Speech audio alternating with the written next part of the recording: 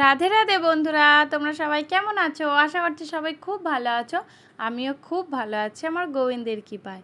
দেখো বন্ধুরা, এই ভিডিওটা করেছিলাম আমি অনেক দিন আগে, কিন্তু তোমাদের সাথে শেয়ারই করা হয় না। আমি একটু ব্যস্ত ছিলাম, ওর জন্য ভিডিওটা তোমাদের সাথে শেয়ার করতে পারিনি।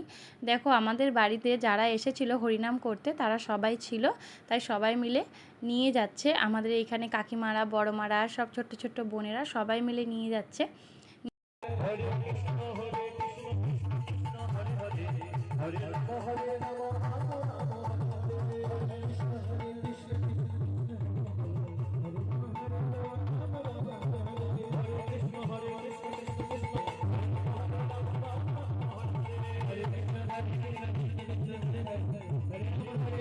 দেখো, ওইখানে পৌঁছেও গেছি। আমরা সবাই মিলে বসে বসে হরিনাম করছি।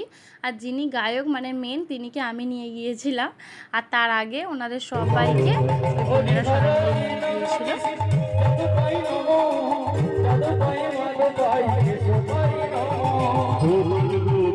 বেশি কিছু নিইনি, হরিনামের কিছু কিছুই নিয়েছিলাম, কারণ আমরা হরিনাম দেখাই ব্যস্ত ছিলাম।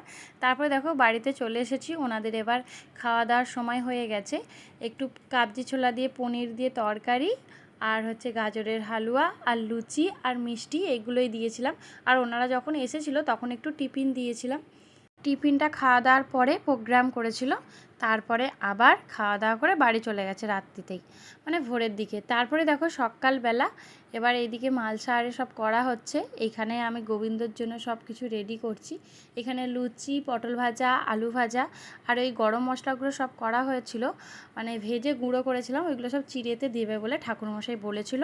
আমি সব রেডি করছিলাম। তোমাদেরকে কি বলবো বন্ধুরা, বাড়িতে এত কাজ ছিল, আমার তো একদম সব কিছু ডাউন হয়ে গেছে। মানে কি বলবো, সব লাল হয়ে গেছে। ফলোয়ার্সটাও তাও এই কদিনে লাল হয়ে গেছে। আমার মনটা খুব খারাপ, একটুকু টাইম দিতে পারিনি। এটা আমারই দোষ, এটা ফেসবুককে কিছু বলার নেই। কারণ আমরা এখানে কাজ করতে এসেছি, আমরা না হয়তো কোনো কিছু কাজ করি তাহলে তো আমাদের এই রকম হবেই, তাই না? তাই সবাইকে বলবো, যারা যারা আমার মতো ফেসবুকে কাজ করবে ভাবছো, মানে তারা মন দিয়ে কাজ করো। কারণ যতই কাজ থাকুক, ফেসবুক তো আর জানবে না আমার বাড়িতে কি কাজ আছে। ভিডিও আপলোড করতেই হবে। আমি তো এটা করিনি বলেই ভুল করেছি। আর কি করব, এটাই চেষ্টা করছি যে কি করে ঠিক করা যায়, সেটাই চেষ্টা করছি আমি। তারপরে দেখো, দেখতে দেখতে সবাইকে তিলক সেবা করে দিচ্ছি। আমি বাপিকেও করাচ্ছি। ও একটু নড়ছিল, ও তো বাচ্চা, ও দেখো কীরকম করছে, এইরকমই করছিল। কিন্তু আমি বলি না না, ওকে আজ আমি তিলক সেবা করাবো। যেহেতু আমার কাছে স্টিকটা ছিল, অতটা অসুবিধা হয়নি। অনেক লোককে আমি তিলক সেবা করিয়েছিলাম আগে, কিন্তু সেগুলো কেউ ভিডিও করেনি। আর জানোই তো, সব কিছু ভিডিও করাও যায় না। আমি কত কিছু করেছি। আমি ভেবেছিলাম সব ভিডিও করব, কিন্তু ক্যামেরা ধরার জন্য তো লোক চাই, তাও ছিল না। এটা আমার একটা ভাই সুমিত বলেছিল, আমি ওকে বলছিলাম একটু ভিডিওটা ধরতো, তবুও ধরে ধরে দিচ্ছিল।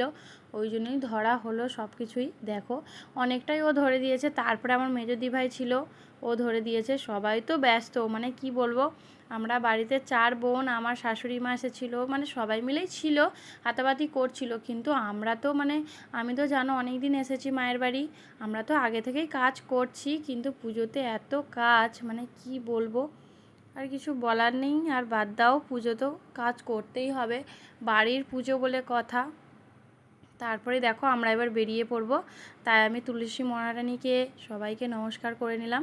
আর এখানে রাধাকৃষ্ণর যেই পিচকারটা ছিল, ওটাও আমি খুলে নিচ্ছি। এবার আমরা গ্রাম বৈষ্ণব করতে বেরিয়ে পড়েছি। দেখো সবাই মিলে চলে যাচ্ছি। হরে কৃষ্ণ কৃষ্ণ কৃষ্ণ হরে হরে, হরে রাম রাম রাম হরে হরে, এইসব বলে বলে বলে বলে চলে যাচ্ছি। রাধা রানীকে ডেকে ডেকে চলে যাচ্ছি। আমরা ঘুরে ঘুরে আমাদের যেখানে গোরতলা আছে, এখানে আমাদের মহোৎসব হয় গ্রামের যেটা, সেটা এইখান থেকে আমরা ঘুরিয়ে ঘুরিয়ে আবার আমরা উল্টো দিক দিয়ে যাব। মানে যেই দিক থেকে আমরা বেরিয়েছিলাম বাড়ি থেকে, ওই দিক থেকে আমরা যাব না, আবার উল্টো দিক থেকে বাড়িতে যাব। দেখো সবাই মিলে এইখানেও পুজো দিয়ে দিচ্ছে আমার বড় মা। এই ভিডিওটা দেবো করে দেওয়াই হচ্ছে না। আমি ভাবলাম না না দিয়েই দিই, অনেকটা দেরি হয়ে যাচ্ছে। মানে পুজোর পরেও তো কাজ থাকে, সব কিছু গোছানো, ঘর দোর, মানে অনেক কিছু বেরিয়েছিল, সেইগুলো সব গোছানো চলছে। আমি এবার শ্বশুরবাড়িতেও চলে যাব। আমি অনেক দিন হলো এসেছি। আমার বরমশাই বাড়িতে নেই বলে আমি আরও বেশি দিন রয়ে গেলাম, নাহলে এতদিন আমি থাকি না। আমার 2 বছর 2.5 বছর বিয়ে হতে যায়, আমি এই প্রথমবার এতদিন বাপের বাড়ি আছি। দেখো আমরা ঘুরে ঘুরে চলেও আসলাম হরিনাম করে করে। সবাই গিয়েছিল, দেখো অনেক লোক গিয়েছিল। এইখানে আবার নাম হবে, এবার দধি কাদা হবে। আমাদের এখানে যদিও কাদা নেই, কিন্তু এইখানটাতেই হয়। আগে এখানটাতে আমাদের কাদা ছিল, মানে মাটি ছিল, তারপর আমার বাবা ঢালাই করে দিয়েছিল। তারপর আমি এখানে সবাইকে নমস্কার করছিলাম, তখন চোখে জল এসে গিয়েছিল। আমি বলছিলাম যে প্রতি বছরে বছরে তুমি এসো। সত্যি কথা বলতে তোমাদেরকে একটা কথা বলি, এই হরিনামটা আমার বাবাদের হতো না, এখানে শুধু শয়লাই হতো। যেহেতু আমাদের বাবা পঞ্চানন্দ, মা শীতলা, মা মনসা, এখানে হরিনাম হতো না। আমি আমার বাবাকে বলেছিলাম, বাবা হরিনাম করবে, করো না করো না, মহোৎসব করো না, বলে বলে আমি করিয়েছিলাম। আগের বছর করিয়েছিলাম আর এবছরও করিয়েছি। আর গোবিন্দর যদি কৃপা থাকে প্রত্যেক বছর হবে, আর না যদি কৃপা থাকে আর এক বছর হয়েই হরিনামটা বন্ধ হয়ে যাবে। কারণ এটা আমরাই করেছিলাম, আমি যদিও জোর করে করে করিয়েছিলাম। তাই এটাই বলছিলাম গোবিন্দর কাছে কেঁদে কেঁদে, যে তোমার যদি ইচ্ছা থাকে আমাদের বাড়িতে আবার এসো, আর না ইচ্ছা থাকলে আমি আর কি করব বলো, আমার তো আর এখানে কিছু করার নেই। আমি বলেছিলাম বাবা করো করো, এবার 3 বছর তো করতেই হয়, তাই করিয়েছে। মানে এখনও 1 বছর বাকি আছে, এবার তারপরে প্রত্যেক বছর হলে তো আমি তো খুব খুশি। কি হয়, আমি তো আর খুশি হলে হবে না, গোবিন্দ যদি খুশি হয় আমাদের পুজো আচ্ছায় তাহলে হবে। ভিডিওটা কেমন লাগলো জানাবে।